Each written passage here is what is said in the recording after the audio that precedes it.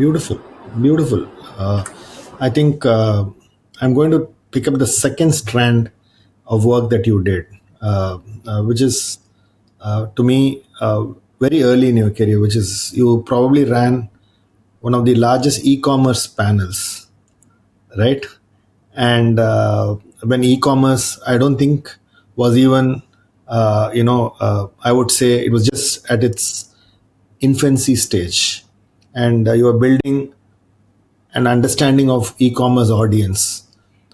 So, can you talk to us about setting up the panel, the learnings that you had, and some of the insights that actually surprised you? Because you seem to come across as somebody who wants to understand the human behavior, a very strong understanding of how you buy things. And I thought this whole e-commerce panel was a very interesting play of understanding shopping moving offline to online, right? And again, when I look at your uh, LinkedIn profile, I see a banner which says digital first, right? That's really what I see there. And therefore, some of the nuances probably picked up from there. So, therefore, what did those experiences teach you when you did those panels, and what was interesting insight that you still remember? So, and now that you mentioned, I think I need to relook at that description, because yes, it does say digital building digital first brands, but I think at the end of the day, for any brand to be successful, you need to be customer first or consumer first. Really, those are the brands that are successful. So it's a good thing you pointed that out, because I may have to go back and just review that. But yeah, I think by the time we started working on e-commerce, actually e-commerce had been, so we're talking between the period of about 2015 to 2020. So e-commerce in India had already, kind of been established. It was not at the size that it is today, but it had definitely, been around for a few years. Probably I think for I think the lessons that led up to us setting up the panel really that were crucial for me was that, when I first started, post Virgin, I'd spent some time abroad. I came back to India. This is around 2008, and at that point, I really kind of stumbled into, this thing called digital marketing, right, which was very new for us at that point in time, and things had just kind of begun to get interesting. Google had acquired YouTube at that point. The iPhone had just come out. Brands were still kind of debating whether social media was a passing fad. And at that point, really, I was fortunate that I had worked at companies that had encouraged experimentation. When I'm talking about experimentation, I mean, where can you combine behavioral science with business metrics to understand not just what custom consumers were doing, but really why are they doing it? And for us, really, when I moved to Kantar, and we had this idea of setting up like a digital shopper panel, it was more an extension of that.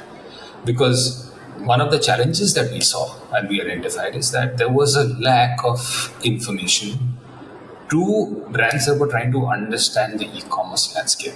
Right? So when you think of how e-commerce in India started, you started with books, right? And then you moved into consumer electronics like mobile phones and apparel, fashion, and those are categories that kind of really grew out. And for the platforms, the online platforms like the Flipkarts and the Amazons and the Mintras, which are really trailblazing in India,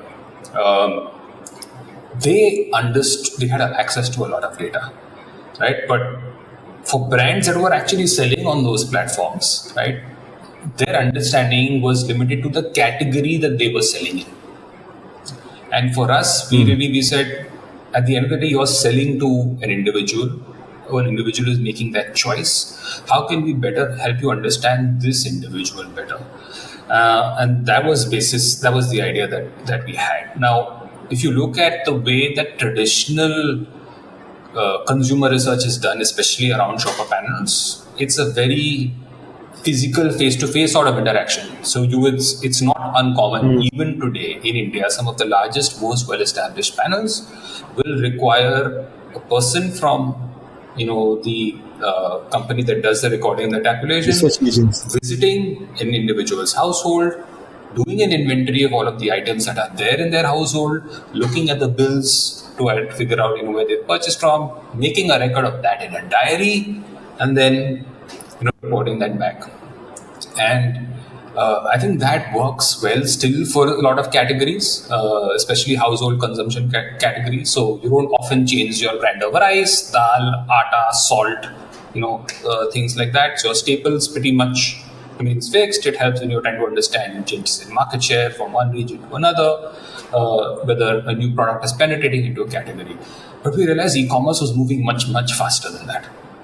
Right? There was consumers were experimenting from one platform. A new platform was at some point seemingly launched, every other month, and depending on where platforms, they typically start in one particular area, and then they kind of bloom out into the rest of the country. So platforms are very strong in some markets, but not so strong in others. And for a brand to kind of figure out really where do I focus my attention, really that's where information or data became useful to them. And so the idea of the e-com shop was that we knew everybody who was buying anything online, right, would get an online receipt, right? And what we did was we recruited like a large number of shoppers, I think about 60,000 people, which when you think of the entire size of India's population, 60,000 might seem very small, but 60,000 is very sizable if you are able to make sure your panel is representative, right? Of the population. Representative of that population that actually shops online.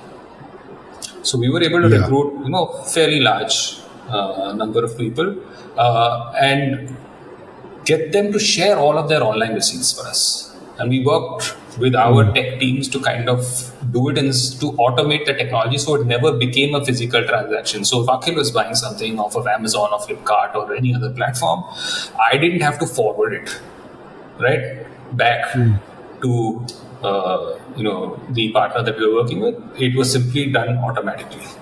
So it was never a question of, I've forgotten one receipt and here's the other receipt. So what this helped us figure out is really how fast the category was growing, which markets it was growing in, how often people experimented, right? Because sometimes you will a new category is launched, there's a lot of advertising or promotion around it, and you may want to experiment with it, but then it depends on what SKU is available, right?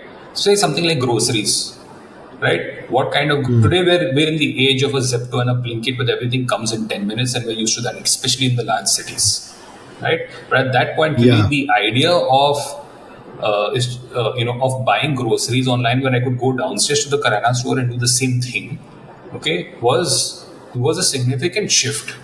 So we would see customers kind of experimenting with that, and we would see when they would we were able to identify when habits became sticky, right? So we know that this person is more likely to be a repeat customer, and when habits would be not so sticky. So then they would, say, instead of, they might still buy the category every month, but they might buy online only once in a quarter. It's more a flippant shopping behavior. Some will be a flippant shopping behavior for a certain category. Some would be a sticky purchase behavior for a certain category. In fact, right? It was not so much that it was flippant. It was more a question of convenience. Maybe I'm trying to buy an SKU of, let's say it's summer vacations, right? It's summer vacations. A lot of families visit each other, cousins go and visit each other. So imagine you've got this household, nuclear family, but all of a sudden during the summer vacations, you've got a whole bunch of cousins who are visiting, and they're all kids, right? And you have these ranging between the ages of 6 to 12. Each of them is coming in and they want cereal. One person wants chocos, one person wants a different flavor, one person wants just regular cereal.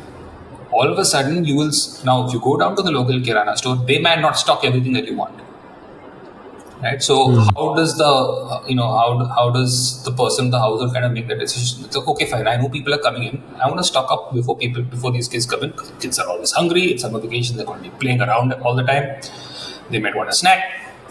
Let me figure out where I can get all of the different things without having to scout the city. Go online, do the shopping, and all of a sudden you've got all those different flavors of cereal sitting in your kitchen, right? Ready for when the customer comes in. Amazing. But that's something that's only required at that point. It's convenience, right? The other thing is Mm. when it becomes more sticky is when it becomes habitual. Say you consume cereal on a regular basis. Now you have a separate cereal Mm. for the wife or the husband. Maybe they consume Special K because it's more calorie conscious. But the child loves the cereal with fruits and berries and different flavors, and they don't always stick to the same cereal. So maybe on Monday to Friday they want a standard cereal, but Saturday Sunday is for chocos, right? That's the weekend cereal that they get to have, right? So then you will find this consumption happening on both ends. So that's when you see that those sticky behaviors kind of creeping in. So we were able to kind of identify things like this, not just on cereal, but across all categories, because as people kind of shop Okay. more, we would kind of see where that shift was happening.